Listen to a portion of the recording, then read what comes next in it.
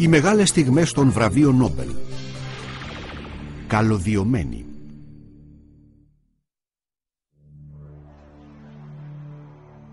Χάρη στις ηλεκτρονικές επικοινωνίες, ο κόσμος μας είναι πλέον ένα παγκόσμιο χωριό. Σήμερα είμαστε καλωδιωμένοι όσο ποτέ. Σε κανένα άλλο πεδίο της επιστήμης δεν επηρεάζουν οι νικητές των βραβείων Νόμπελ την καθημερινότητά μας όσο σε αυτό. Πυροδοτούν τη μαγεία του ραδιοφώνου. Ανοίγουν ένα παράθυρο στον κόσμο. Είναι και καλό και κακό. Διευρύνει το μυαλό μας αλλά και το αποκοιμίζει. Η διπλή ευλογία της τηλεόρασης. Με το κλικ ενός ποντικού αυτοί οι νομπελίστες μας φέρνουν σε επαφή. Έναν προς έναν με εκατομμύρια ανθρώπους. Στέλνουμε ηλεκτρονικά μηνύματα, σερφάρουμε στο διαδίκτυο, πουλάμε και αγοράζουμε. Ανατρέχουμε σε ένα παγκόσμιο δίκτυο πληροφοριών, διασκέδασης αλλά και σκουπιδιών. Οι χαρές και οι απογοητεύσεις του προσωπικού υπολογιστή.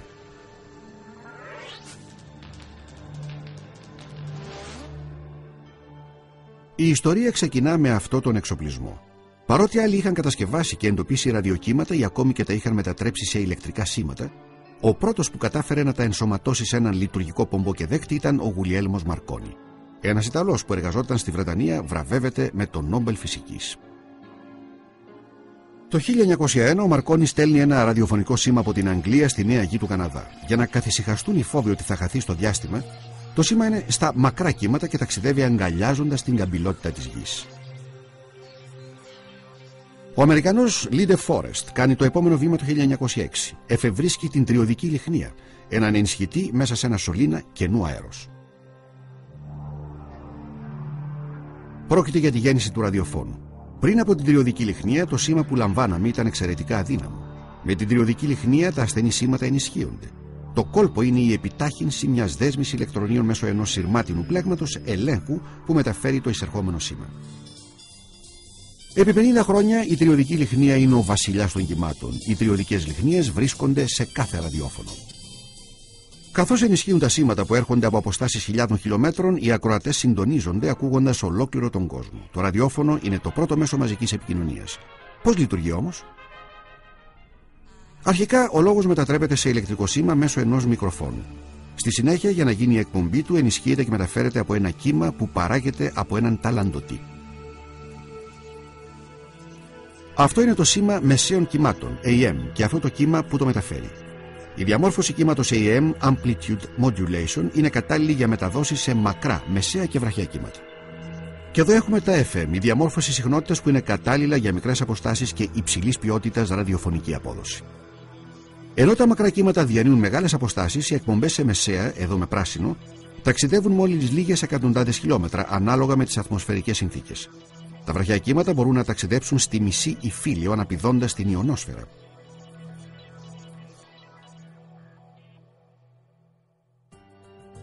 Ο Γερμανός Καρλ Φέρντιναντ Μπράουν, ο πατέρας της τηλεόρασης, βραβεύεται με τον Νόμπελ Φυσικής. Επινοεί τον καθοδικό σωλήνα, ένα σωλήνα καινού αέρος που εξαπολύει ηλεκτρόνια από αυτό το ηλεκτρόδιο προς μια φθορίζουσα οθόνη. Εκεί σχηματίζει μια κουκίδα φωτός.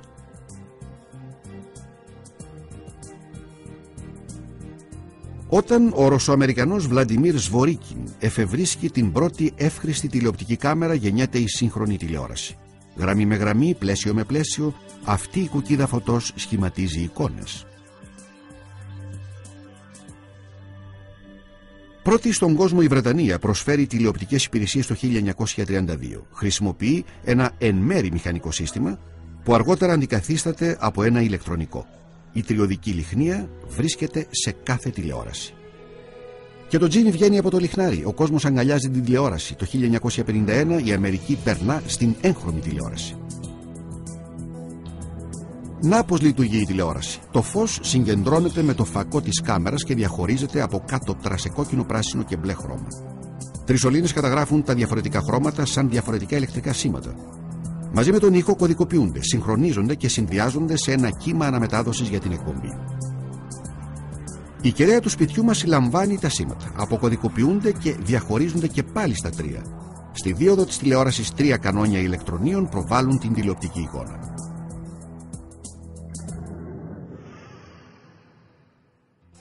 Το πρώτο τρανζίστορ. Το 1947 έρχεται το τέλος της τριωδικής λιχνίας. Το τρανζίστορ απογειώνεται.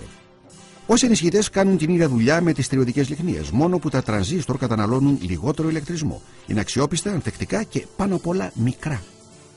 Οι εφευρέτες τους είναι 3 Αμερικανοί, οι οποίοι βραβεύονται με τον Νόμπελ Φυσικής. Από αριστερά ο William Shockley, ο John Bardeen και ο Walter Brattain. Τα σημερινά τρανζίστορ αποτελούν από 3 τμήματα. Τη βάση ανάμεσα στο συλλέκτη και τον πομπό, 3 ημιαγωγούς από πυρίτιο. Συνδεδεμένη σε ένα ηλεκτρικό κύκλωμα είναι η ροή των ηλεκτρονίων ανάμεσα στους 2 τύπους πυρητίου που ενισχύει το ρεύμα.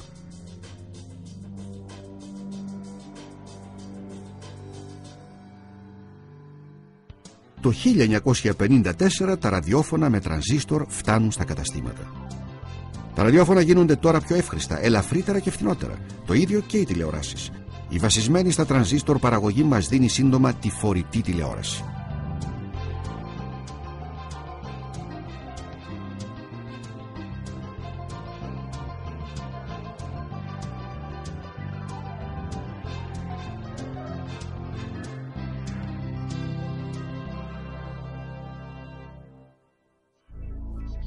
Όπως η λιχνία εκτόξευσε το ραδιόφωνο και την τηλεόραση, χιλιάδες τριωδικών λιχνιών συνδέονται σε παράταξη στους πρώτους υπολογιστές της δεκαετίας του 1930.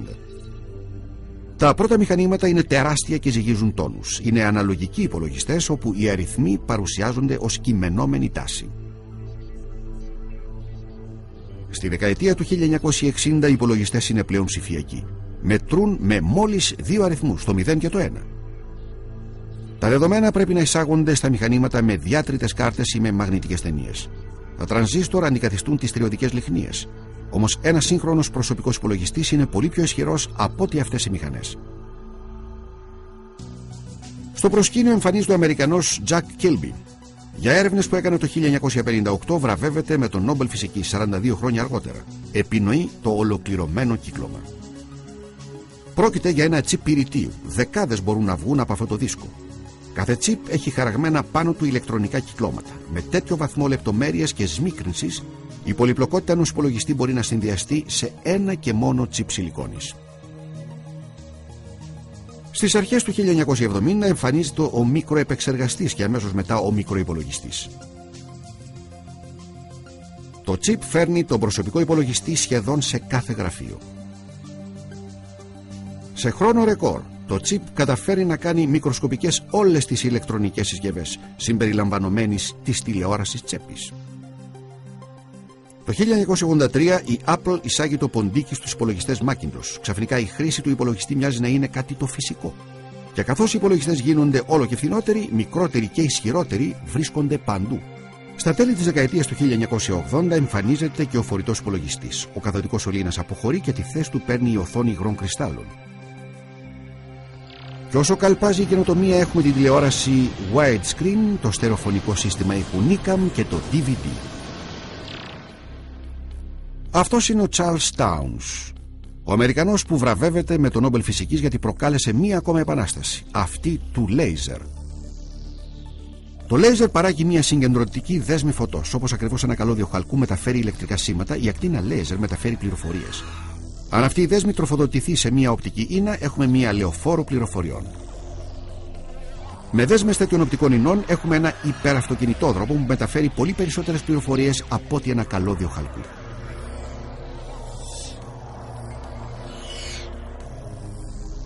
Και τέλος, η καλωδίωση χωρίς καλώδια. Οι δορυφορικές επικοινωνίες είναι ένας από τους μεγάλους τριάμβους της ηλεκτρονικής επιστήμης. Επίγειοι σταθμοί σε ολόκληρο τον κόσμο συνδέονται με μια πλειάδα δορυφόρων που έχουν μεταφερθεί ψηλά με τη βοήθεια πυράβλων. Τεχνητοί δορυφόροι που βρίσκονται σε γεωστατική τροχιά χιλιάδες χιλιόμετρα πάνω από την επιφάνεια της Γης αναμεταδίδουν τις επίγειες εκπομπές πίσω στη Γη. Από τους τηλεοπτικούς σταθμούς στους τηλεοπτικούς δέκτες των σπιτιών μας, από ήπειρο σε ήπειρο, ο πλανήτης μας καλωδιώνεται. Όπως λέει και ο Άρθουρ Κλάρκ, αυτό είναι το νευρικό σύστημα της ανθρωπότητας.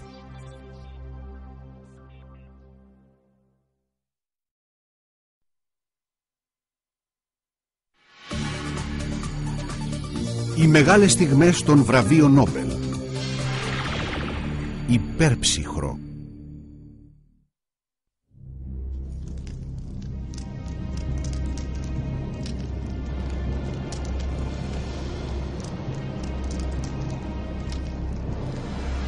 Η δύναμη της θερμότητας. Η θερμότητα είναι μια μορφή ενέργειας και παρά το γεγονός ότι η ζωή στη Γη δείχνει μικρή ανεκτικότητα απέναντί της, στο μακρινό σύμπαν φαίνεται να μην υπάρχουν όρια στο που μπορούν να φτάσουν οι θερμοκρασίες.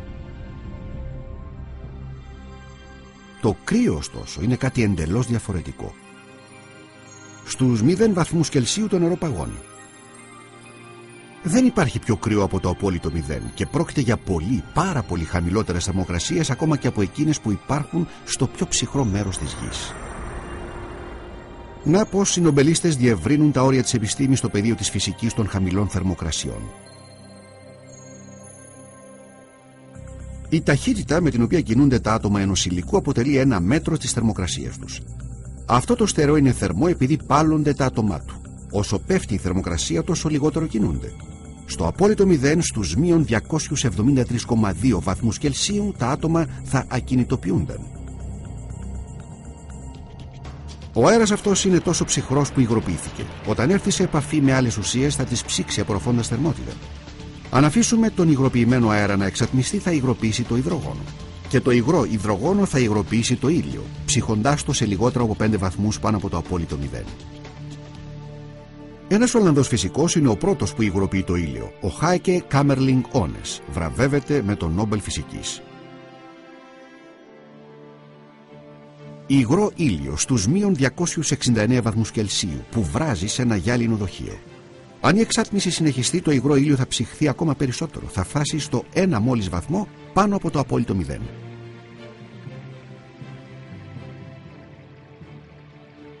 Ακολουθώντας αυτή τη διαδικασία, ο Βρετανός φυσικός John Frank Allen ανακαλύπτει ότι το υγρό ήλιο μετατρέπεται σε υπερυγρό. Ανεξάρτητα από τον Allen, ο ρωσικής καταγωγής Πίτερ Καπίτσα κάνει την ίδια ανακάλυψη και βραβεύεται με τον Νόμπελ Φυσικής. Το υγρό ήλιο γίνεται υπερυγρό στους μείον 271 βαθμούς Κελσίου. Τα άτομά του μόλις που κινούνται και δεν αλληλεπιδρούν πλέον μεταξύ τους. Πρόκειται πλέον για μια μοναδική ενεργειακή κατάσταση, με τη θερμότητα να μεταδίδεται ακαριέα μέσα από αυτό. Οι ενδείξεις βρασμού υποχωρούν. Για την ερμηνεία αυτής της αλόκοτης και υπέροχης συμπεριφοράς του υγρού ηλίου ως υπερυγρού, ο Ρώσος Λεβ Νταβίδοβιτς Λαντάου βραβεύεται με τον Νόμπελ Φυσικής. Σε ένα υπερυγρό όλες οι τριβές εξαφανίζονται. Κυλάει ακόμη και από την πιο μικρή τρύπα. Και όταν εισάγουμε ένα σωλήνα, αναβλύζει σαν συντριβάνι. Για να ελεγχθεί η ηλεκτρική αγωγημότητα ενός χάλκινου καλωδίου σε πολύ χαμηλές θερμοκρασίες, βυθίζεται σε υγρό ήλιο. Σε θερμές συνθήκες, καθώς τα ηλεκτρόνια μεταφέρουν ηλεκτρισμό κατά μήκος του καλωδίου, συναντούν αντίσταση από παλλόμενα άτομα. Όσο πιο θερμό είναι το καλώδιο, τόσο πιο κινητικά είναι τα άτομα και τόσο περισσότερο αντιστέκονται στη ροή των ηλεκτρονίων. Όμως όταν πέφτουν οι θερμοκρασίες, τόσο μειώνεται και η αντίσταση, καθώς τα άτομα επιβραδύνουν. Σε μερικά μέταλλα που έχουν ψυχθεί σε επίπεδα υγρού ηλίου, η αντίσταση εκμηδενίζεται. Όταν ψύχεται ένα κομμάτι καλωδίου υδραργύρου, μετατρέπεται σε αυτό που ονομάζουμε υπεραγωγό, όταν εξαφανίζεται κάθε αντίσταση. Ο Τζον Μπαρντίν στα δεξιά αναπτύσσει την πρώτη εφαρμόσιμη θεωρία υπεραγωγημότητας μαζί με τους Αμερικανούς συναδέλφους του Λίον Κούπερ και Τζον Σρίφερ. Ονομάζεται θεωρία BCS από τα αρχικά των επιθέτων τους, μοιράζονται το Νόμπελ Φυσικής. Ανάμεσα από αυτά τα θετικά φορτισμένα άτομα διέρχεται ένα αρνητικά φορτισμένο ηλεκτρόνιο, ακολουθούμενο από ένα άλλο. Αυτό επαναλαμβάνεται συνεχώς. Το πρώτο ηλεκτρόνιο έλκει τα άτομα προς τα μέσα. Πριν απομακρυνθούν και πάλι, δημιουργούν μια θετικά φορτισμένη περιοχή που έλκει το δεύτερο ηλεκτρόνιο. Με αυτόν τον τρόπο, ζεύγοι ηλεκτρονίων ρέουν ανεμπόδιστα μέσω ενός υπεραγώγημου μετάλλου. Μέχρι τότε η υπεραγωγημότητα εντοπιζόταν σε λιγοστά μέταλλα και κράματα. Και ξαφνικά το μεγάλο άλμα με τα κεραμικά υλικά. Διαπιστώνεται ότι ορισμένα από αυτά γίνονται υπεραγώγημα σε πολύ υψηλότερες θερμοκρασίες, κάτι που σημαίνει ότι το πιο φθηνό υγρό άζωτο μπορεί να αντικαταστήσει το υγρό ήλιο ως ψυκτικό μέσο. Εμφανίζονται οι υπεραγωγοί υψηλής θερμοκρασίας. Καθώς αυτός εδώ βυθίζεται σε υγροάζωτο, η αντίσταση γρήγορα μειώνεται. Όπου ο ηλεκτρισμός περνούσε με μηδενική αντίσταση, η ροή της συνεχιζόταν ανεμπόδιστη και θα συνεχιζόταν έτσι με λίγες απώλειες ακόμα και αφότου έκλεινε η πηγή. Για την ανακάλυψη του πρώτου υπεραγωγού υψηλής θερμοκρασίας, ενός κεραμικού μεταλλικού οξυδίου, δύο ερευνητές μοιράζουν το Νόμπελ Φυσικής. Πρόκειται για τον Γερμανό φυσικό Georg Bednorz και τον επικεφαλής της ομάδας με την οποία συνεργάστηκε στην Ελβετία, Ελβετό Alex Müller.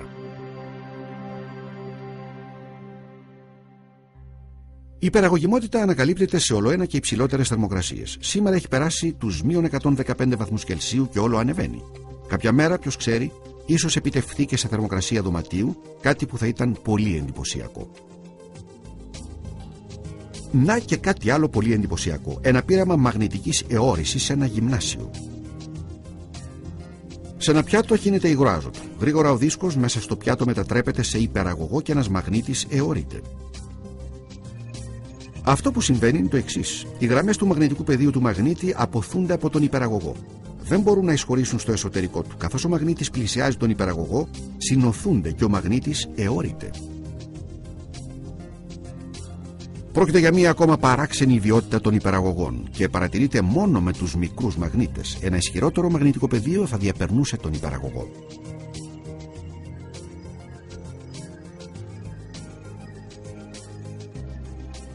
Η μαγνητική αιώρηση ανακαλύφθηκε τη δεκαετία του 1930 από τον Γερμανό φυσικό Καρλ Βάλτερ Μάισνερ. 70 χρόνια αργότερα η Ιαπωνία εκμεταλλεύεται τους υπεραγώγιμους μαγνήτες εφαρμόζοντάς τους ένα μαγνητικά αιωρούμενο τρένο, το Maglev.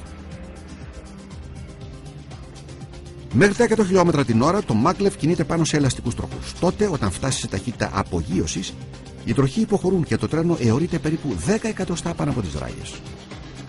Η τελική ταχύτητά του ξεπερνά τα 500 χιλιόμετρα την ώρα. Το Maglev αιωρείται και προωθείται με τη βοήθεια υπέρψυχρων υπεραγώγιμων ηλεκτρομαγνητών.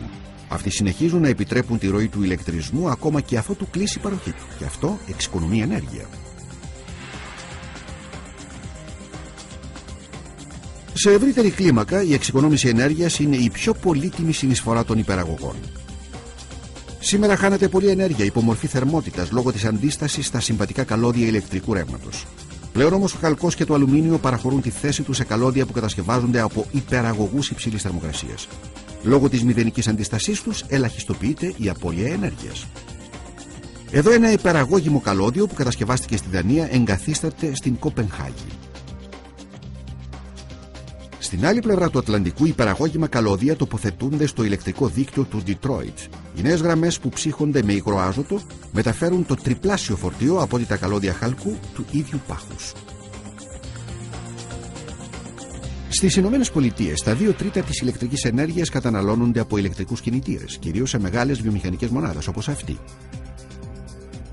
Κάνει την εμφάνισή του ο μικρότερος, αποτελεσματικός και φιλικός προς το περιβάλλον κινητήρας που έχει κατασκευαστεί από ποινία με υπεραγώγιμα καλώδια υψηλής θερμοκρασίας. Τα συμπαγή ποινία κάνουν αυτό τον ηλεκτρικό κινητήρα ισχυρότερο και φθηνότερο. Αυτοί οι κινητήρες είναι έως και 45% φθηνότεροι από τους συμβατικούς κινητήρες, καθώς και πολύ ελαφρύτεροι. Ανάλογη τεχνολογία εφαρμόζεται και στην ναυπηγική. Οι ηλεκτρικοί κινητήρες αντικαθιστούν τον ατμό και το πετρέλαιο. Μια υπεραγώγιμη μονάδα ισχύως 25 ΜΒ είναι 5 φορές μικρότερη από μια τουρμπίνα. Το αμερικανικό πολεμικό ναυτικό δείχνει ενδιαφέρον. Και στην ηλεκτρονική επιστήμη οι υπεραγωγοί φέρνουν καινοτομίες που ενθουσιάζουν. Για την ανακάλυψη της διόδου Josephson, ο Βρετανός φυσικός Brian David Josephson και ο Αμερικανός Ivory Gaver βραβεύονται με τον Νόμπελ Φυσικής. Μοιράζονται το βραβείο με τον Ιάπωνα Λίο Εσάκι. Όμως τι είναι η δίωδος Josephson?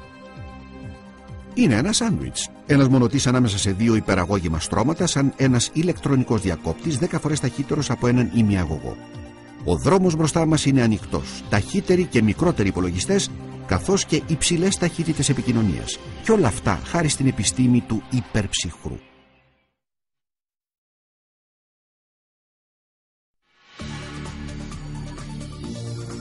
Οι μεγάλες στιγμές των βραβείων Νόμπελ. Κβαντικά άλματα.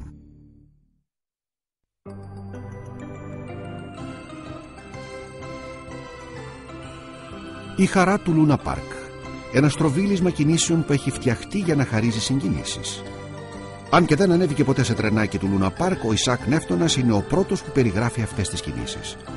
Ήδη από τον 17ο αιώνα, οι δικοί του νόμοι για την κίνηση αποτελούν τη βάση της κλασικής μηχανικής. Μπορεί να μην κατανοούμε τη θεωρία του Νεύτωνα, αλλά βλέπουμε ότι λειτουργεί στην κίνηση των πλανητών και στο μεγάλο τροχό του Λούνα Πάρκ. Μέσα στο άτομο, όπου οι αποστάσεις είναι απειροελάχιστες, τα στοιχεία δεν συμπεριφέρονται με τον ίδιο γνώριμο τρόπο. Η κλασική μηχανική δεν ισχύει εδώ. Πρέπει να παραχωρήσει τη θέση της στην κβαντομηχανική. Η κβαντομηχανική είναι τόσο αλόκοτη ώστε χρειάστηκαν χρόνια για να γίνει αποδεκτή.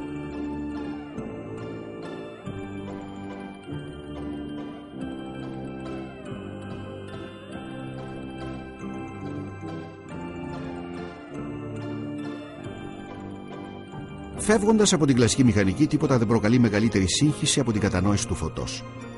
Σύμφωνα με τον Νεύτωνα, το φως είναι μια ροή σωματιδίων. Αργότερα, ένας άλλος Βρετανός, ο James Clerk Maxwell, διατυπώνει την ιδέα ότι το φως αποτελείται από κύματα, με την απόσταση μεταξύ των κυμάτων να αποτελεί το μήκος κύματος του συγκεκριμένου φωτός. Με το κόκκινο φως να έχει το μεγαλύτερο μήκος, τα μήκη κύματος μικραίνουν σταδιακά όσο πλησιάζουμε στο ιώδες. Πάλλονται αναδιαστήματα λίγων χιλιοστών του χιλιοστού και αυτό συμβαίνει δισεκατομμύρια φορές το δευτερόλεπτο. Η ταχύτητα με την οποία πάλλονται είναι η συχνότητά τους. Το ιώδες έχει την υψηλότερη συχνότητα. Γιατί λοιπόν αυτή η φαινομενική μετάβαση από τη ροή σωματιδίων του Νεύτωνα στα κύματα φωτός του Maxwell? Μια απλή παρατήρηση θα επιβεβαίωνε την έννοια των σωματιδίων. Το φως φαίνεται να ταξιδεύει σε ευθείες γραμμές μέχρι να ανακλαστεί από μια επιφάνεια ή να κυπτώσει από το νερό ή κάτι ανάλογο. Αυτό εδώ όμως μας λέει το αντίθετο. Το φως από μία μόνο πηγή αναγκάζεται να περάσει μέσα από δύο στενές σχισμές. Οι σχισμές γίνονται πλέον πηγές φωτός, όπου το φως της μιας αναμειγνύεται με το φως της άλλης. Οι ζώνες που προκύπτουν κορυφές και κοιλότητες φωτός μπορούν να σχηματιστούν μόνο από κύματα. Πρόκειται για ένα δίλημμα. Έχει πεθάνει πλέον η θεωρία των σωματιδίων? Η αντίφαση επιλύεται με μια νέα προσέγγιση της κλασικής φυσικής. Λαμβάνει η χώρα σε τρία μέτωπα. Πρώτον, κανείς δεν μπορεί να εξηγήσει γιατί τα αντικείμενα αλλάζουν χρώμα καθώς θερμαίνονται και εκπέμπουν περισσότερη ενέργεια. Η κλασική φυσική δεν έχει απάντηση γι' αυτό. Όμως υπάρχει κάποιος που έχει και λέει: φανταστείτε ότι η ενέργεια μεταδίδεται σε διακριτές ποσότητες, πολλαπλάσιες πολύ μικρών πακέτων, πακέτα που ονομάζονται κβάντα. Οι σπόροι της κβαντικής θεωρίας των κβάντων έχουν φυτευτεί. Για αυτή την πρωτοποριακή ιδέα απονέμεται στον μεγαλοφύ γερμανό φυσικό Max Planck τον Νόμπελ Φυσικής. Η θεωρία του Planck προβλέπει με ακρίβεια το φάσμα της ακτινοβολίας που εκπέμπεται από άστρα όπως ο ήλιος μας, κάτι που δεν είχε καταφέρει να κάνει η κλασική προσέγγιση. Η κβαντομηχανική κερδίζει την αποδοχή. Ο Άλμπερτ Αϊνστάιν καταπιάνεται με τα κβάντα ενέργειας. Για την επίλυση του δεύτερου γρίφου της κλασικής μηχανικής, ο Αμερικανοελβετός φυσικός βραβεύεται με τον Νόμπελ Φυσικής. Η εργασία του Αϊνστάιν επικεντρώνεται στο φωτοηλεκτρικό φαινόμενο, δηλαδή στην παρατήρηση ότι όταν το υπεριώδες φως φωτίζει μια φωτοευαίσθητη μεταλλική επιφάνεια, εκπέμπονται ηλεκτρόνια. Η κλασική φυσική λέει ότι αν το φως είναι αρκετά έντονο, ανεξάρτητα από τη συχνότητα του υπεριώδους, θα απελευθερωθούν ηλεκτρόνια. Ο Άινστάιν λέει ότι η ένταση του φωτός δεν παίζει ρόλο. Αντιθέτως, θεωρεί ότι το υπεριώδες φως είναι πακέτα κβάντων ενέργειας, γνωστά σήμερα ως φωτόνια, σαν τα σακουλάκια που εκτοξεύονται σημαδεύοντας αυτές τις καρύδες. Ο Άινστάιν ανακαλύπτει ότι τα φωτόνια, τα σακουλάκια, πρέπει να έχουν μια ελάχιστη ενέργεια για να εξοντώσουν ένα ηλεκτρόνιο, μια καρύδα. Όσο πιο υψηλή είναι η συχνότητα του φωτός, τόσο μεγαλύτερη είναι η ενέργεια του φωτονίου. Το τρίτο βήμα προς την κβαντομηχανική το κάνει ο μεγαλύτερος δανός φυσικός, ο Νίλς Μπορ, εφαρμόζοντας τις θεωρίες του Πλάνκ και του Αϊνστάιν στο άτομο. Ο Μπορ βραβεύεται με τον Νόμπελ Φυσικής. Ο Μπορ ισχυρίζεται ότι τα ηλεκτρόνια δεν περιστρέφονται τυχαία γύρω από τον ατομικό πυρήνα. Αντίθετα, βρίσκονται σε συγκεκριμένες επιτρεπτές τροχές, καθεμία από τις οποίες αντιστοιχεί σε μια συγκεκριμένη ενεργειακή κατάσταση. Αν η εισερχόμενη ακτινοβολία εκτινάξει ένα ηλεκτρόνιο σε μια ανώτερη ενεργειακή τροχιά, σύντομα το ηλεκτρόνιο αυτό επιστρέφει στην αρχική τροχιά του και τότε εκπέμπεται μια λάμψη φωτός, ένα φωτόνιο. Ο Μπορ αποδεικνύει ότι τα φωτόνια εκπέμπονται μόνο όταν τα ηλεκτρόνια μεταπηδούν ξαφνικά από μια ανώτερη σε μια χαμηλότερη ενεργειακή κατάσταση. Όμως παραμένει ασαφές. Πώς είναι δυνατόν τα κύματα όπως το φως να διαθέτουν φωτόνια που συμπεριφέρονται σαν σωματίδια? Ο Γάλλος Λουί Βικτόρ ντε Μπρολί εισηγείται μια διαδικότητα και βραβεύεται με τον Νόμπελ Φυσικής. Ο ντε Μπρολί προβλέπει ότι κάθε σωματίδιο, τα πάντα, ακόμα και αυτά τα συγκρόμενα, έχουν κυματοειδείς ιδιότητες. Τα ηλεκτρόνια με σχετικά μεγάλα μήκη κύματος εμφανίζουν τέτοιες ιδιότητες. Αυτά τα συγκρόμενα με μικροσκοπικά μήκη κύματος δεν τις εμφανίζουν. Αποκρύπτουν τέτοιου είδους συμπεριφορά. Αυτή η διαδικότητα κύματος σωματιδίου είναι και το κλειδί της κβαντομηχανικής. 3 χρόνια μετά την πρόβλεψη του ντε Μπρολί, ο Αμερικανός φυσικός Κλίντον Τζέι Ντέιβισον και ο Βρετανός Τζορτζ Πάτζετ Τόμψον το αποδεικνύουν και βραβεύονται με τον Νόμπελ Φυσικής. Αποδεικνύουν ότι όταν μία δέσμη ηλεκτρονίων εξαπολύεται προς ένα λεπτό μεταλλικό φύλλο, αυτά διασκορπίζονται από τα άτομα που βρίσκονται μέσα. Τα ηλεκτρόνια συμπεριφέρονται σαν κύματα, γι' αυτό επειδή το μήκος κύματος των ηλεκτρονίων της δέσμης αντιστοιχεί στα διάκαινα των ατόμων του φύλλου. Το αποτέλεσμα μπορεί να παρατηρηθεί πειραματικά. Ο Γερμανός Έρουιν Σρέντιγκερ κάνει το επόμενο βήμα και βραβεύεται με τον Νόμπελ Φυσικής. Παρουσιάζει μια εξίσωση που περιγράφει τις κυματικές ιδιότητες των σωματιδίων. Είναι πολύπλοκη. Πίσω στο Λούνα Πάρκ, η συνολική ενέργεια ενός βαγονιού σε αυτή τη διαδρομή ισούται με την κινητική του ενέργεια, την ενέργεια της κίνησης, σε συνδυασμό με την δυναμική του ενέργεια, την αποθηκευμένη ενέργεια. Καθώς το όχημα ταλαντεύεται στο υψηλότερο σημείο της διαδρομής του, δεν έχει κινητική ενέργεια αλλά διατηρεί την δυναμική του ενέργεια. Τη στιγμή που κινείται προς τα πίσω, η κινητική ενέργεια και η ορμή του αυξάνουν καθώς το όχημα αυξάνει ταχύτητα. Η εξίσωση του Σρέντιγκερ εφαρμόζει αυτή την αρχή διατήρησης της ενέργειας και τους νόμους του Νεύτωνα στην κίνηση ενός μοναδικού ηλεκτρονίου σε ένα άτομο υδρογόνου. Η κυματική εξίσωσή του, όπως αποκαλείται, γίνεται σημείο αναφορά στη φυσική καθώς προσδιορίζει τις ιδιότητες και τη συμπεριφορά των σωματιδίων. Ακολουθεί ο Βρετανός Πολ Ντίρακ που παρουσιάζει μια νέα εξίσωση για το ηλεκτρόνιο. Ενσωματώνει τη θεωρία του Σρέντιγκερ και την ειδική θεωρία της σχετικότητας του Αϊνστάιν. Ο Ντίρακ, που βραβεύεται με τον Νόμπελ Φυσικής, προβλέπει ότι τα ηλεκτρόνια μπορούν να υπάρχουν σε 2 ενεργειακές καταστάσεις. Η μία είναι το ηλεκτρόνιο όπως το γνωρίζουμε. Ποια είναι όμως η άλλη? 4 χρόνια αργότερα την ανακαλύπτει ο Αμερικανός Καρλ Ντέιβιντ Άντερσον. Είναι το ποζιτρόνιο, το αντισωματίδιο του ηλεκτρονίου, η πρώτη γνωστή μορφή αντιύλης. Ο Άντερσον βραβεύεται με τον Νόμπελ Φυσικής. Στην κυματική εξίσωση του Σρέντιγκερ, η θέση των ηλεκτρονίων σε ένα άτομο είναι μόνο πιθανή. Η απόσταση των τροχιών τους από τον πυρήνα μπορεί να είναι μόνο οι πιο πιθανές τους θέσεις. Διότι σε μία δεδομένη στιγμή υπάρχει μία πιθανότητα στις 2.000 μια τροχιά να βρίσκεται 5 φορές πιο μακριά από τον πυρήνα. Αυτές οι πιθανότητες υπολογίζονται με τη χρήση των μαθηματικών της κβαντομηχανικής. Και αυτός που το κάνει είναι ο γερμανικής καταγωγής Βρετανός Max Born. Η πιθανολογική ερμηνεία του για τη θεωρία του Σρέντιγκερ, που εκφράζεται με πιθανότητες, του χαρίζει το Νόμπελ Φυσικής. Είναι μία από τις πιο εκπληκτικές συνέπειες της ερμηνείας του Born. Όπως ένας άνθρωπος που διαπερνά έναν συμπαγή τοίχο χωρίς να ανοίξει τρύπα, έτσι και τα σωματίδια μπορούν να διαπεράσουν ενεργειακά φράγματα.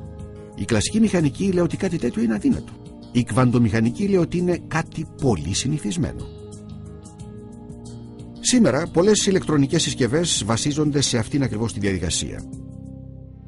Για την κατανόησή του ότι η εκεντρικότητα της κβαντομηχανικής μπορεί να προκαλέσει σύγχυση στις πειραματικές μετρήσεις, ο Γερμανός Καρλ Χάιζενμπεργκ βραβεύεται με τον Νόμπελ Φυσικής. Η αρχή της αβεβαιότητας του Χάιζενμπεργκ είναι η ουσία της κβαντομηχανικής. Η καθημερινή εμπειρία δεν ισχύει πλέον. Τα σωματίδια συμπεριφέρονται σαν κύματα και τα κύματα σαν σωματίδια.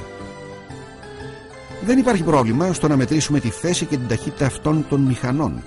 Σε ατομικό επίπεδο όμως υπάρχει και αυτό, γιατί η ίδια η πράξη της μέτρησης επηρεάζει αυτό που μετράμε. Στην κβαντομηχανική είναι αδύνατο να μην διαταράξουμε τα μικροσκοπικά μεγέθη που προσπαθούμε να μετρήσουμε.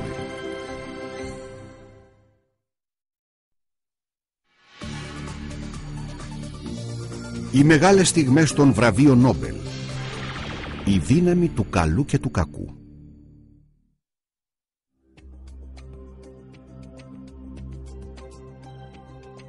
Ραδιενέργεια, μια δύναμη καλού.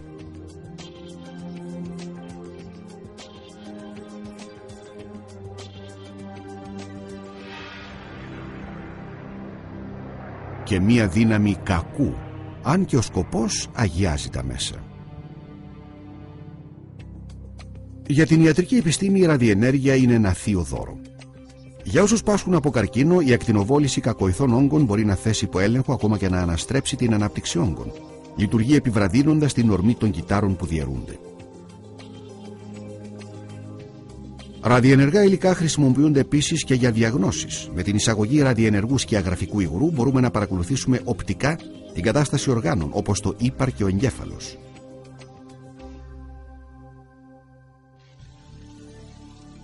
Η ραδιενέργεια προέρχεται από ασταθή άτομα. Καθώς εισχωρούμε σε ένα άτομο, 4 στιβάδες αρνητικά φορτισμένων ηλεκτρονίων κινούνται σε τροχιά γύρω από ένα θετικά φορτισμένο πυρήνα. Αυτό το σύμπλεγμα πρωτονίων και νετρονίων είναι από τη φύση του ασταθές. Όσο πιο μεγάλος είναι ο πυρήνας, τόσο μεγαλύτερη είναι και η αστάθειά του. Αυτός ο πυρήνας ουρανίου, που περιέχει περισσότερα από 200 πρωτόνια και νετρόνια, είναι ιδιαίτερα ασταθής και εκπέμπει ραδιενέργεια. Ο Γάλλος φυσικός Henri Becquerel είναι ο πρώτος που παρατηρεί ότι τα ορυκτά που περιέχουν ουράνιο εκπέμπουν παράξενες διεισδυτικές ακτίνες. Οι φίλοι του Pierre και Marie Curie, που μοιράζονται μαζί του το Νόμπελ Φυσικής, μελετούν αυτά τα ραδιενεργά ορυκτά και ανακαλύπτουν το ράδιο. Παρατηρούν λοιπόν ότι το ράδιο είναι ασταθές, χάνει συνεχώς βάρος καθώς εκπέμπει ραδιενέργεια. Ο Νεοζηλανδός Ernest Rutherford, ο οποίος εργάζεται στην Βρετανία, αποδεικνύει ότι τα βαριά στοιχεία, όπως το ράδιο και το ουράνιο, εκπέμπουν 3 τύπους ραδιενέργειας. Βραβεύεται με τον Νόμπελ Χημίας. Ο πρώτος τύπος, τα σωματίδια Α, είναι τα λιγότερο διεισδυτικά και δεν διαπερνούν ούτε καν ένα φύλλο χαρτί. Ο δεύτερος τύπος, τα σωματίδια Β, έχουν μεγαλύτερη διεισδυτικότητα. Ωστόσο και αυτά αποθούνται από μια λεπτή μεταλλική επιφάνεια. Ο τρίτος τύπος ραδιενέργειας είναι οι ακτίνες Γ, που αναχαιτίζονται μόνο από συμπαγή μόλιβδο.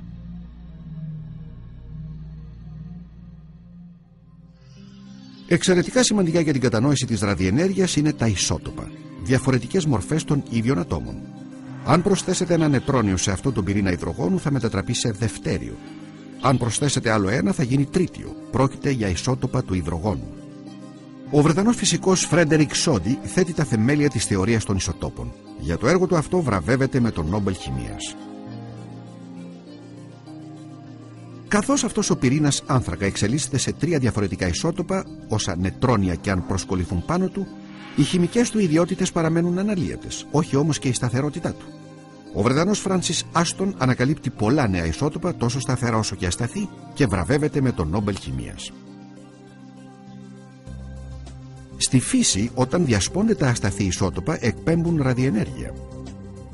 Σε μια διαρκή αναζήτηση σταθερότητας, τα ασταθή ισότοπα διασπούν τους πυρήνες τους. Η διαδικασία είναι αδιάκοπη.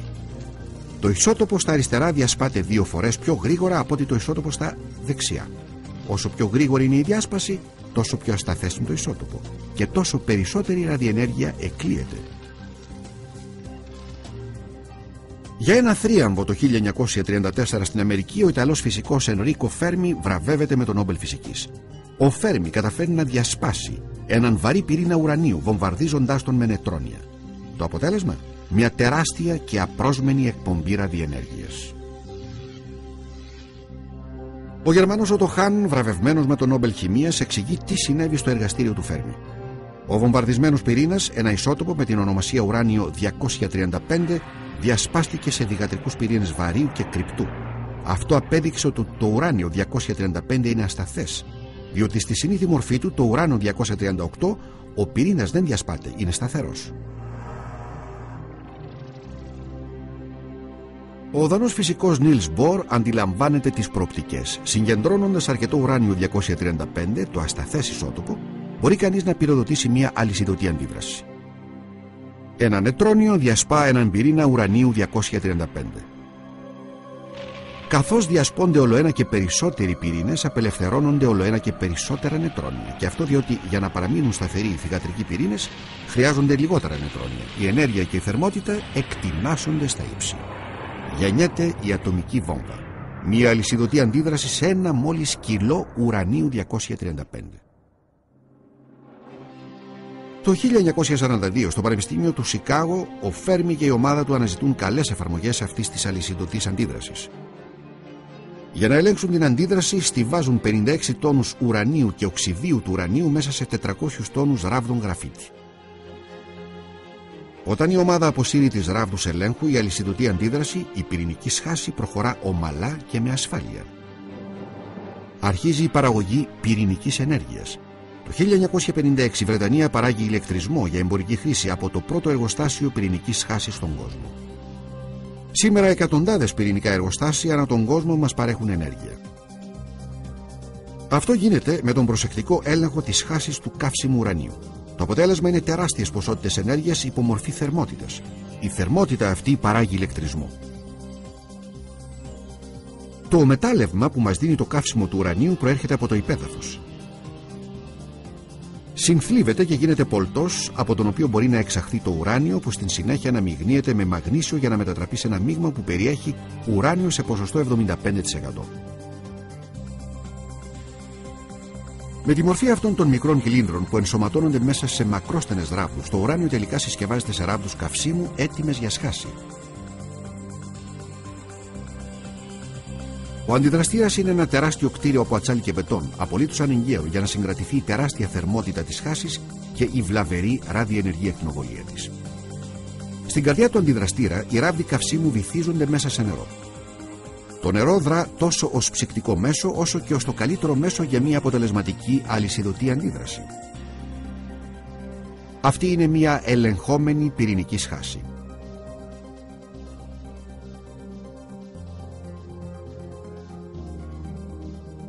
Η θερμότητα από τον αντιδραστήρα παράγει τον ατμό που ενεργοποιεί τις τουρμπίνες, οι οποίες θέτουν σε λειτουργία τις γεννήτριες που μας παρέχουν ηλεκτρισμό.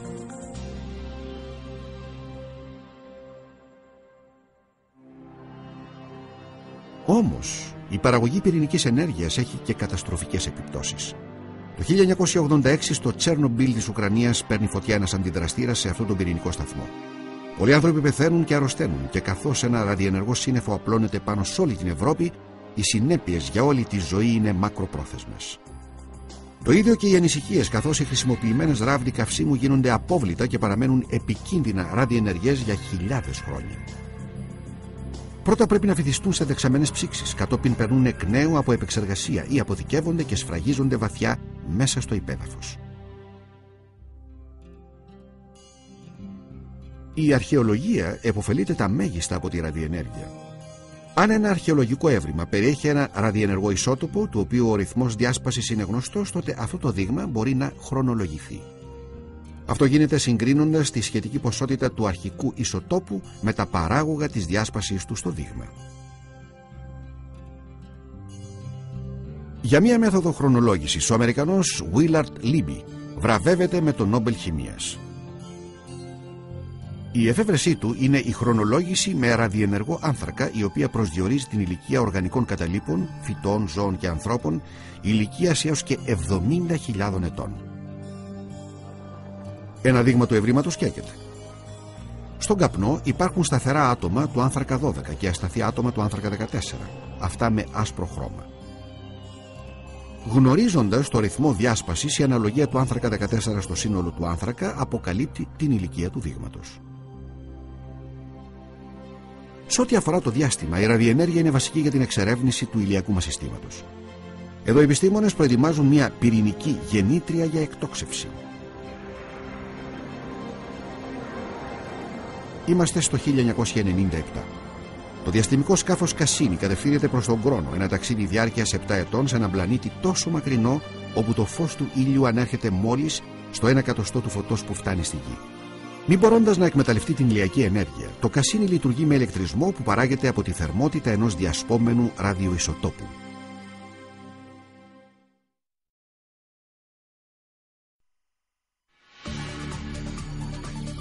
Οι μεγάλες στιγμές των βραβείων Νόμπελ. Αποκρυπτογραφώντας το σύμπαν.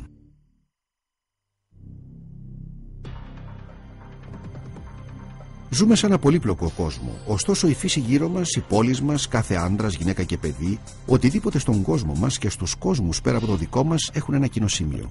Αποτελούμαστε από ύλη από 92 στοιχεία που διαπερνούν το σύμπαν. Από πού προήλθε όμως η ύλη και πώς δημιουργήθηκαν αυτά τα στοιχεία? Ας γυρίσουμε την κοσμική ταινία πίσω περισσότερα από 12 δισεκατομμύρια χρόνια πριν.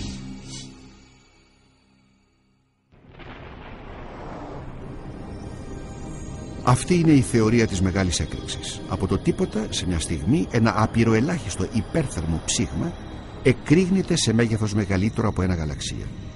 Γεννιούνται ο χώρος και ο χρόνος. Γεννιούνται επίσης οι ύλοι και οι αντίλοι. Σε αυτήν τη σούπα σωματιδίων η ύλη υπερέχει κατά ένα μέρος στο 1 δισεκατομμύριο. Το σύμπαν έχει ηλικία μόλις 1 δευτερολέπτου.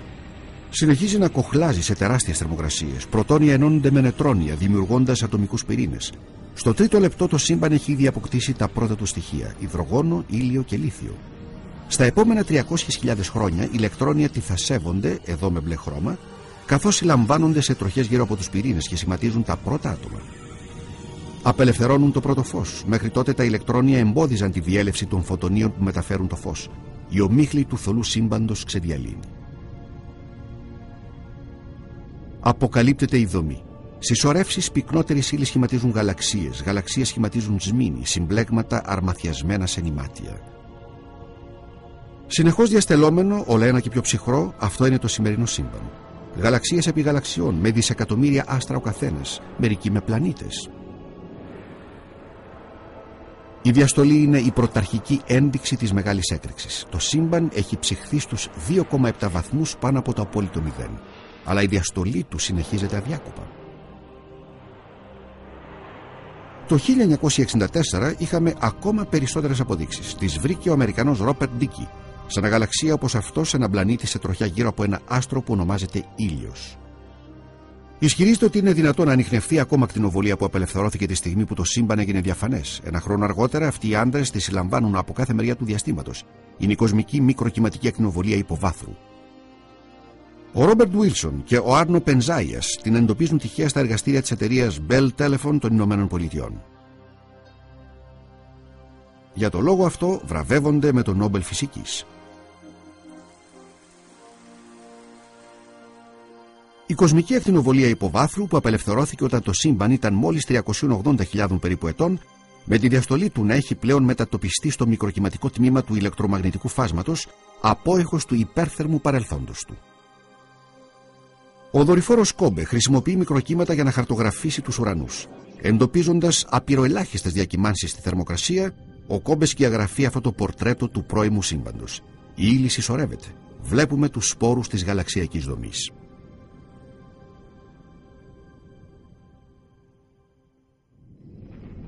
Ακόμα πιο πριν, όμως, από αυτή τη σούπα σωματιδίων που δημιουργήθηκε από τη μεγάλη έκρηξη, εμφανίζονται τα πρώτα στοιχεία.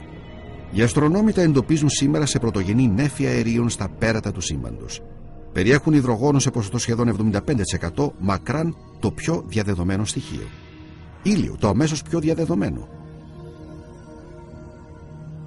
Λίγο δευτέριο, βαρύ υδρογόνο. Και λίγα ίχνη λιθίου, τα πρώτα τρία στοιχεία, τα πρώτα άτομα ακριβώς όπως τα προέκυπταν από υποατομικά σωματίδια σε αυτή την ανακατεμένη σούπα. Αυτός είναι ένας επιταχυντής σωματιδίων. Ηλεκτρικά φορτισμένα σωματίδια επιταχύνονται σχεδόν στην ταχύτητα του φωτός και συγκρούονται μεταξύ τους. Για ένα κλάσμα του δευτερολέπτου οι επιστήμονες αναπαράγουν το πρώιμο σύμπαν.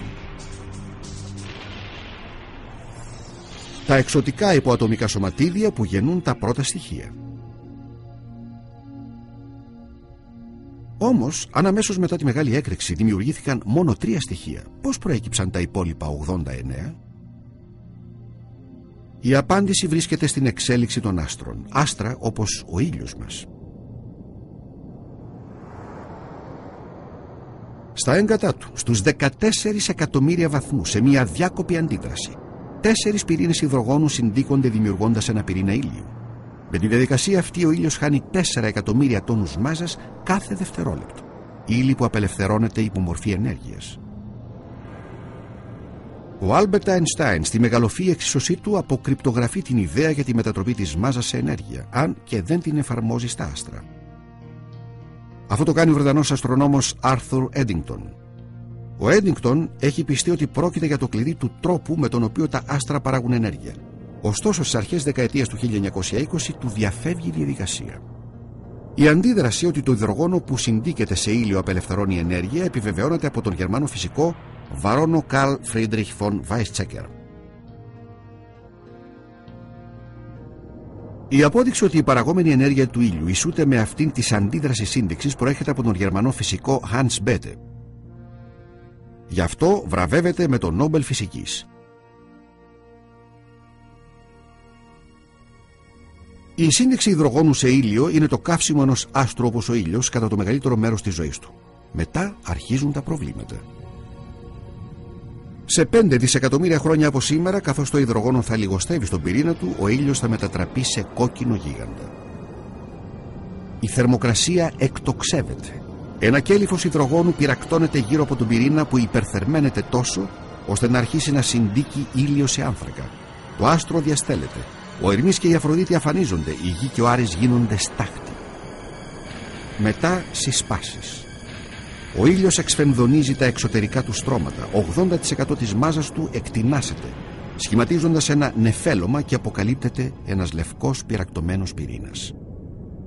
Όπως αυτό, έτσι και το γειτονικό μας άστρο πεθαίνει σαν λευκός νάνος συμπιεσμένος στο μέγεθος της Γης.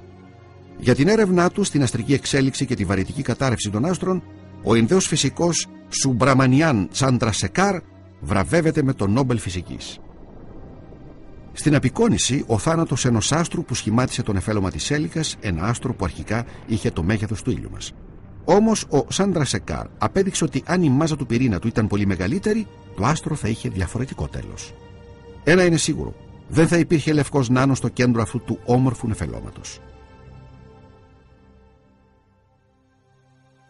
Ο ήλιος μας είναι ένα άστρο μεσαίου μεγέθους. Σε ένα άστρο με 3 φορές μεγαλύτερη μάζα, και ειδού ένα για σύγκριση, η σύνδεξη υδρογόνου σε ήλιο αρχίζει όπως και στον ήλιο μας.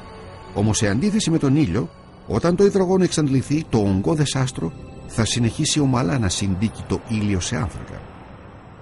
Σε θερμοκρασία πυρήνα 100 εκατομμυρίων βαθμών, αυτός είναι ο κύκλος του άνθρακα. Η απελευθέρωση πυρήνων ηλίου αποτελεί την κύρια πηγή ενέργειας των άστρων με μεγάλη μάζα. Το τι συμβαίνει σε ακόμα μεγαλύτερα άστρα το ανακάλυψε ο Αμερικανός William Fowler. Βραβεύεται γι' αυτό με το Νόμπελ Φυσικής. Ο Fowler είναι επικεφαλής μιας ομάδας που αποτελείται από τον Βρετανό Fred Hoyle και τους Αμερικανούς Margaret και Jeffrey Berbridge. Αποδεικνύουν ότι τα βαρύτερα στοιχεία δημιουργούνται από πυρηνικές αντιδράσεις στο εσωτερικό άστρο μεγαλύτερων του ήλιου, τα οποία δεν καταραίουν σε λευκούς νάνους. Σε αυτό εδώ το υδρογόνο συντίκεται σε ήλιο και το ήλιο σε άνθρακα και οξυγόνο. Μετά ο άνθρακας συντίκεται σε νέον και μαγνήσιο. Κατόπιν το νέο συντίκεται σε περισσότερο οξυγόνο και μαγνήσιο. Στη συνέχεια το οξυγόνο συντίκεται σε πυρίτιο και θείο και τέλος σε θερμοκρασία μεγαλύτερη από 3 δισεκατομμύρια βαθμούς το πυρίτιο και το θείο συντίκονται σε σίδηρο. Ο πυρήνας καταραίει και εκρήγνεται, υπερκενοφανής. Έτσι σχηματίζονται τα βαριά χημικά στοιχεία. Το 1967 η Βρετανίδα Jocelyn Bell ανακαλύπτει ένα πάλσαρ, το μικροσκοπικό περιστρεφόμενο υπερσυμπυκνωμένο κατάλοιπο ενός γίγαντα που έχει εκραγεί. Ο προϊσταμενός της Anthony Hughes στα αριστερά και ο συνάδελφός του Martin Ryle βραβεύονται με το Νόμπελ Φυσικής. Τα υπερμεγέθη άστρα είναι λοιπόν αυτά που δημιουργούν τα βαριά στοιχεία και οι υπερκενοφανείς αστέρες αυτοί που τα εξαπολύουν στο σύμπαν. Τέτοια οστικά κύματα μπορούν να πυροδοτήσουν τη δημιουργία νέων άστρων. Έτσι σχηματίστηκε και ο ήλιος μας και οι πλανήτες πριν από 5 δισεκατομμύρια χρόνια. Η ίδια μας η Γη και η πολυπλοκότητα που συντηρεί γεννήθηκαν από άστρα γίγαντες.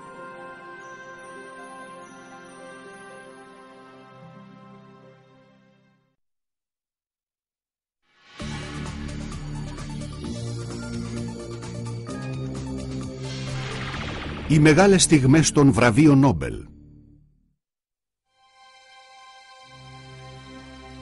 Οι περισσότερες ιδέες που καταλήγουν στη Σουηδία και κερδίζουν ένα βραβείο Νόμπελ βασίζονται σε προγενέστερα επιστημονικά επιτεύγματα, ιδέες που θεμελιώνονται πάνω σε ιδέες. Μερικές φορές ωστόσο δρέπει Δάφνης μια πολύ σημαντική καινοτομία η οποία δεν σχετίζεται με τη δουλειά που έχουν κάνει άλλοι νομπελίστες. Ακολουθούν 3 τέτοιες ιστορίες. Η πρώτη έχει να κάνει με τους φάρους. Για αυτούς που οργώνουν τις θάλασσες, ο φάρος είναι ένα πλοηγικό σημείο αναφοράς, μια προειδοποίηση ότι επίκειται κίνδυνος. Στο παρελθόν, ωστόσο, η συντήρηση και η λειτουργία των φάρων ήταν δύσκολη υπόθεση, καθώς αυτοί συνήθως βρίσκονται σε απόμακρα και επικίνδυνα σημεία. Οι παλιοί φάροι έκαιγαν ξύλα.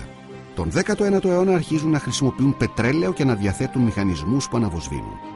Όμως η αυτοματοποίηση είναι επιτακτική ανάγκη, φάροι που θα λειτουργούν χωρίς τη συνεχή επιτήρηση φαροφυλάκων. Κατά την πρώτη δεκαετία του 20ου αιώνα, αυτός ο Σουηδός, ο Νίλς Γκούσταφ Νταλέν, επινοεί ένα τέτοιο φάρο.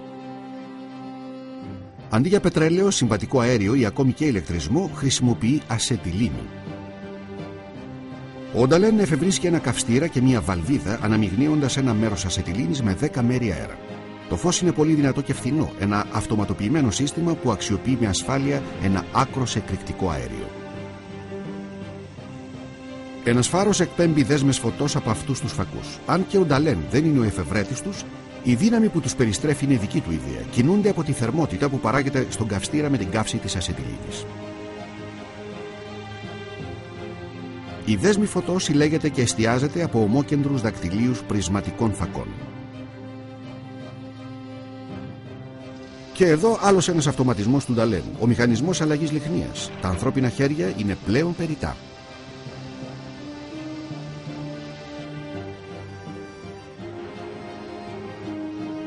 Με τις λεπτές δέσμες φωτός του, ο αυτοματοποιημένος φάρος του Νταλέν θριαμβεύει. Δεν παροπλίζει εντελώς τους φαροφύλακες, αλλά περιορίζει τα καθημερινά καθήκοντά του στο ελάχιστο και επιτρέπει τη λειτουργία του φάρου ακόμα και χωρίς ανθρώπινη παρέμβαση. Και όλα αυτά πριν από έναν αιώνα. Τι γίνεται όμως κατά τη διάρκεια της ημέρας? Είναι κρίμα να πηγαίνει χαμένη τόση ασετιλίνη αν δεν υπάρχει κάποιος να σβήνει το φάρο του Νταλέν, το χάραμα, και να τον ξανανάβει το σούρουπο. Η απάντηση του Νταλέν είναι η ηλιακή βαλβίδα, ένας εκπληκτικά προηγμένος διακόπτης που ενεργοποιείται με τη θερμότητα, πράγμα που σημαίνει ότι ο φάρος ανάβει μόνο τη νύχτα. Όμως η μεγαλοφυΐα του Νταλέν επεκτάθηκε και πέρα από τους επίγειους φάρους, στα φαρόπλια και στους πλωτούς σημαντήρες, και επειδή αυτά χοροπηδούν στο νερό, σταθεροποιεί τη δέσμη του φωτός με το λεγόμενο φακό εκρεμές. Μια έκρηξη ωστόσο τυφλώνει τον Νταλέν κατά τη διάρκεια ενός πειράματος με συσκευές ασφαλείας σε κυλίνδρους ασετιλίνης. Αργότερα την ίδια χρονιά ο Νταλέν κερδίζει τον Νόμπελ Φυσικής. Είναι μια αμφιλεγόμενη βράβευση, καθώς κάποιοι επικριτές υποστηρίζουν ότι πρόκειται για ψήφο συμπόνιας. Παρ' όλα αυτά, το κληροδότημα του Νταλέν εξακολουθεί να υπάρχει μέχρι σήμερα στους αυτοματοποιημένους φάρους ολόκληρου του κόσμου.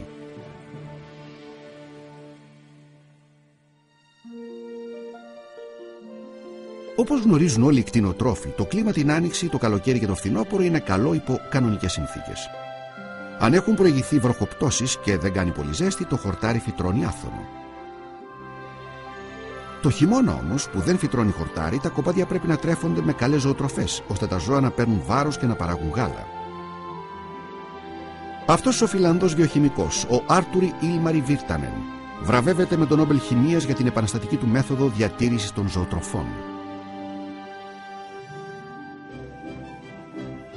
Ο Βίρτανεν εργάζεται στη γαλακτοβιομηχανία. Το μεγαλύτερο μέρος της παραγωγής γάλακτος της Φιλανδίας γίνεται βούτυρο προς εξαγωγή. Η δουλειά του Βίρτανεν είναι να βελτιώσει την ποιότητα και την εμπορευσιμότητά του. Για το λόγο αυτό κατευθύνεται στο εργαστήριο. Ο Βίρτανεν ανακαλύπτει ότι αν προσθεθεί φωσφορικό νάτριο στο αλάτι του βουτύρου, τότε το βούτυρο διατηρείται για μήνες. Πράγμα που σημαίνει ότι μπορεί να αποθηκευτεί και να διατεθεί για εξαγωγή αργότερα όταν οι τιμές θα είναι υψηλές. Ο Βίρτανεν διαβλέπει το συσχετισμό με το χόρτο, τη συγκομιδή και την αποθήκευσή του για το χειμώνα. Όσο πιο φρέσκο κοπεί το χορτάρι, τόσο μεγαλύτερη είναι η περιεκτικότητά του σε πρωτεΐνες. Ο σανός που κόβεται και αποξεραίνεται όψιμα έχει λιγότερες πρωτεΐνες από το φρέσκο χορτάρι που αποθηκεύεται νωρίς. Ο Βίρτανεν πειραματίζεται με τη διατήρηση της χλωρής χορτονομής σε σιλό ώστε να μην σαπίζει. Ξέρει ότι όταν οι αποθηκευμένες χλωρές ζωοτροφές υπόκεινται σε ζύμωση, παράγεται γαλακτικό οξύ. Καθώς αυξάνεται η οξύτητα, η ζύμωση σταματά και οι τροφές δεν αλλοιώνονται πια. Προσθέτοντας ένα κοκτέιλ οξέων κατά την αποθήκευση των ζωοτροφών, ο Βίρτανεν συντομεύει το χρονικό διάστημα που απαιτείται μέχρι να σταματήσει η ζύμωση. Όπως και στη διατήρηση του βουτύρου, η ισορροπία ανάμεσα στις βάσεις και τα οξέα είναι πολύ σημαντική. Το κοκτέιλ του Βίρτανεν είναι ένα αραιωμένο μείγμα υδροχλωρικού και αιθιικού οξέως. Εδώ κρύβεται το μυστικό. Συντήρηση ζωοτροφών σύμφωνα με τη μέθοδο Βίρτανεν. Το κλειδί είναι ένα αεροστεγές σιλό γεμάτο με ψιλοκομμένο χορτάρι. Προσθέτουμε το οξύ και αρχίζει ο χορός. Σκοπός είναι να συμπιεστεί το αποθηκευμένο χόρτο, να φύγει ο αέρας και να απελευθερωθούν οι χυμοί που αρχίζουν τη ζύμωση. Λίγο ακόμα μείγμα οξέων με το μυρμηγκικό οξύ να αντικαθιστά το θηϊκό. Και τέλος χώμα πάνω από μια επίστρωση χαρτιού για να σφραγιστεί καλά το σιλό. Ακολουθεί ζύμωση για 3 με 4 μέρες. Κατόπιν αφαιρούνται τα ξύλα από τα πλάγια. Η ζωοτροφή που αποκαλύπτεται δεν είναι παρά μόνο ένα τμήμα του σιλό. Το υπόλοιπο βρίσκεται κάτω από το έδαφος. Το μέρος που έχει αποκαλυφθεί επικαλύπτεται τώρα με χώμα και πυλό, στοιχεία ζωτικά για να διατηρηθεί η μερικώς ζυμωμένη ζωοτροφή χυμώδης, ελαφρώς ξενή και εύγευστη. Χάρη στο πρωτοποριακό έργο του Βίρτανεν κατασκευάζονται σύντομα πολλά μόνιμα σιλό. Αυτό που παίζει ρόλο δεν είναι το σχήμα τους, αλλά η αεροστεγής κατασκευή τους. Σε ορισμένα παλιά σιλό η αρχιτεκτονική κατασκευή προβλέπει ακόμη και παράθυρο. Οι συντηρημένες χλωρές ζωοτροφές κατακλείζουν τον κόσμο. Γίνονται η κύρια μορφή ζωοτροφών για το χειμώνα. Εάν φτιαχτούν καλά, διατηρούνται εύγευστες για μήνες. Και τα ζώα τις λατρεύουν. Κουνούπια, αιμοδιψή έντομα και φορείς ασθενειών. Μεταδίδουν την ελονοσία ακριβώς όπως οι ψήρες του σώματος μεταδίδουν τον τύφο και η ψήλη την πανόλη. Οι ακρίδες καταστρέφουν τις καλλιέργειες. Τα έντομα, ιδιαίτερα στα θερμά κλίματα, είναι καταστροφικά και οι επιπτώσεις τους είναι συχνά μοιραίες. Το 1939 ο Πάουλ Χέρμαν Μίλλερ βρίσκει τη λύση. Ανακαλύπτει ότι αυτό το μόριο είναι τοξικό για ένα τεράστιο αριθμό εντόμων. Ονομάζεται διχλωρό διφενυλό τριχλωροεθάνιο, πιο γνωστό με το όνομα DDT. Φαίνεται να είναι το τέλειο εντομοκτόνο. Ο Μίλλερ, ένας Ελβετός χημικός, ανακαλύπτει ότι το DDT σκοτώνει τα έντομα αποσυντονίζοντας το νευρικό του σύστημα.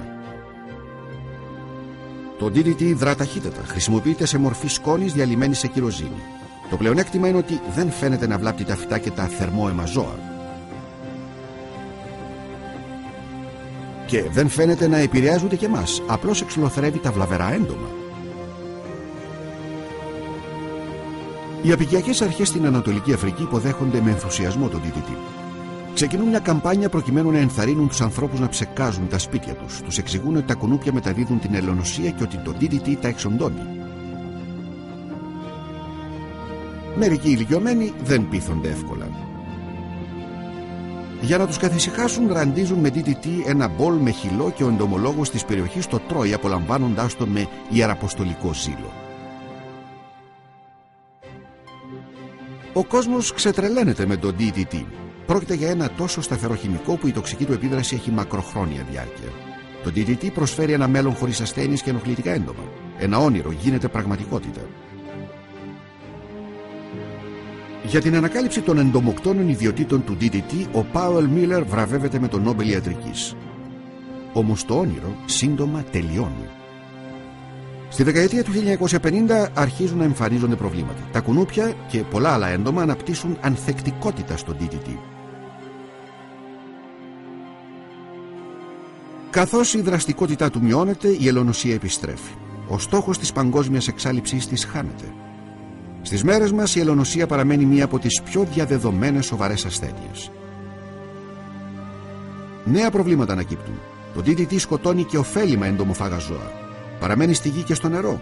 Τα κατάλοιπά του εισχωρούν στην τροφική αλυσίδα, δηλητηριάζοντας εν τέλει πτηνά και θηλαστικά. Το DDT και τα ραντίσματα αντίστοιχου τύπου έχουν πλέον απαγορευτεί σε ολόκληρο τον κόσμο. Μετάφραση Δημήτρης Φωτόπουλος. Επιστημονική επιμέλεια Γιάννης Πίχος, Γρηγόρης Μούντριχας. Αφήγηση Κώστας Σιδηρόπουλος. Η επεξεργασία έγινε στην Digital Studios Productions.